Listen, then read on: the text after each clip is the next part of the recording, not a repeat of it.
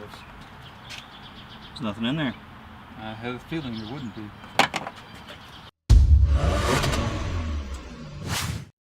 I noticed something odd while I was driving last week. The weather's been getting warmer because I guess the president sent a tweet or something. I don't know. I don't really pay attention. 2.2.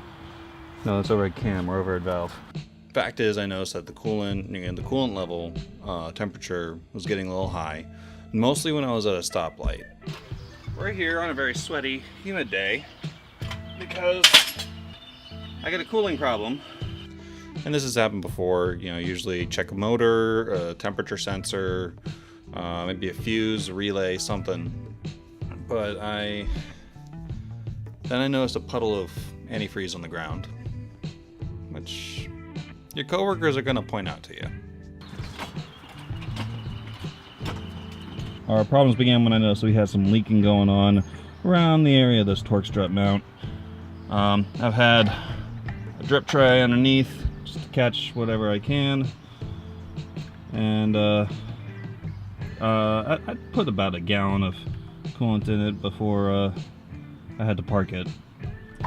A quick test. While I was stopped, I put it in neutral, gave it some revs, and the needle started going down. Now this suggests to me that the water pump doesn't work well enough at idle, doesn't move enough coolant in order to keep the block cool. This could also be a thermostat issue, and since I don't really know the service history of the car for the first 10 years of its life, I gotta assume both are original parts and either one could fail. So figured while I'm draining it to replace one, I might as well replace the other. And with anything involving your accessory drive, you're gonna need to pull off that serpentine belt first. Motor mount's in the way too.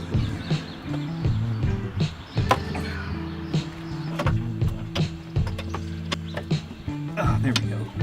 Can we move that? Although, Oh, yeah, 13. 13. Oh, you don't need that one. Oh.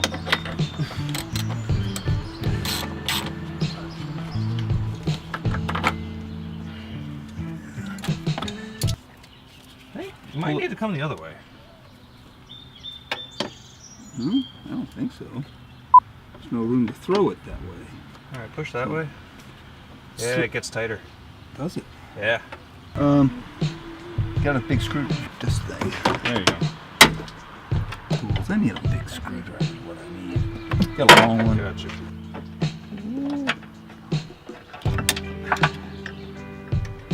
What if I wedged it from below? Yeah, from down there. Yeah. You're pretty much going to have to take the pulley off to be able to see what you're doing. To get to the bolts holding the water pump on the block, we have to remove the pulley, which is easier when the belt is still on. But we didn't think of that. We should have broken this loose with the belt on. Probably. Yep.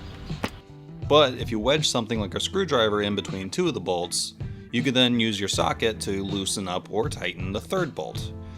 Now, this is of course easier done with 4 hands, but at most we could fit 3 into the cramp space. This thing, which has proved to be useless, is coming in handy. Alright. Alright.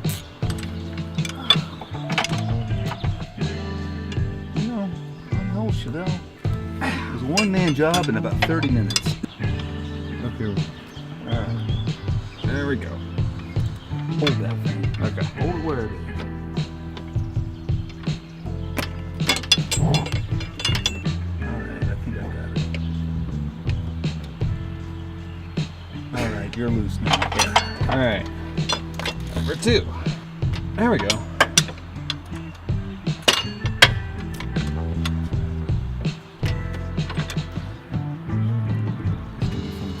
Threading these things blind. Alright. Gravity is your friend. Yeah.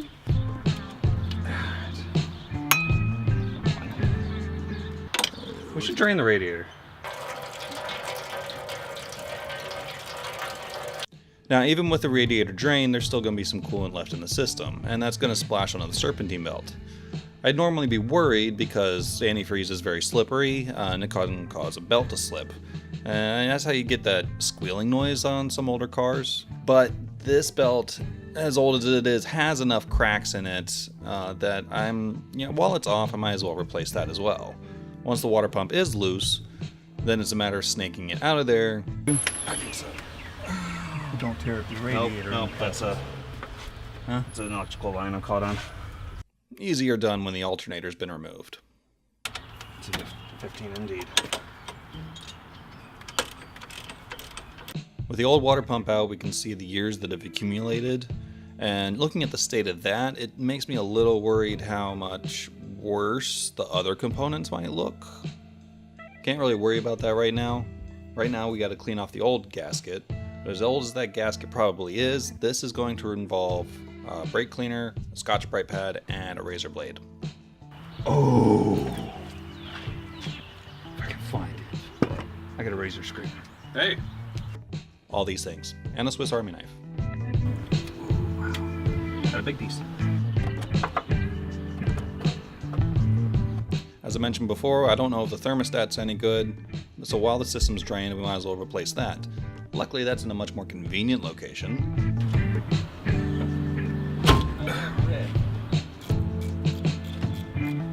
Finger tight. It says we can't get a little cherub fountain, like a little fountain of a cherub that pees mimosa. He says it's not classy. I defer to you, sir. You have one? Oh, that is weird. No, mimosa! Bear in mind, Dad, this thing is peeing. Yes, I know. I'm trying to get away from that connotation. You could do raspberry flavored something or blue curacao. They say he's on meds. It's okay. Yeah, no, all that makes it worse. Just some blue motorcycle, and I was like, he's on some weird right now. Oh my goodness. All right, there we go. All right. We'll do a little cleanup on that part as well. That's what the brush is for. Tease out the ratchet.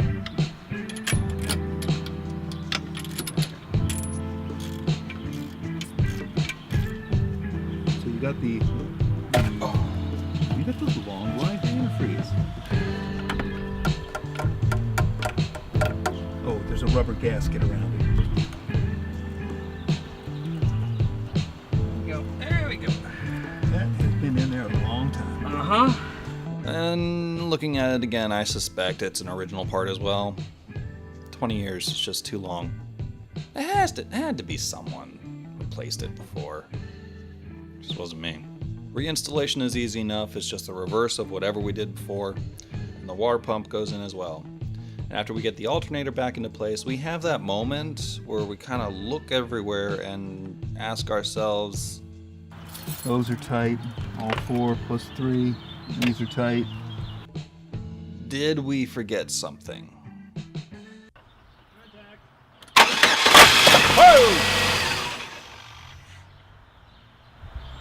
Something looked weird. We did. Where's my ratchet? Oh. The one that we... Did you get the one off the tensioner? Probably not. That's what I saw moving. We forgot that when you leverage the tension pulley, it's best to take that lever out before you start the car.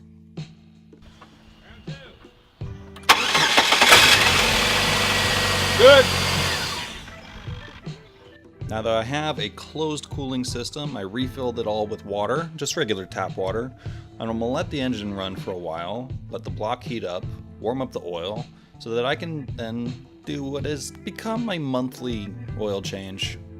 I drive 100 miles a day, it adds up. And then I close the hood and a job well done. Which then I spend the next hour and a half picking up all my tools, cleaning up the workspace, and putting everything away. Because honestly, the one thing you don't do after a job like this is anything that'll piss off the homeowners association.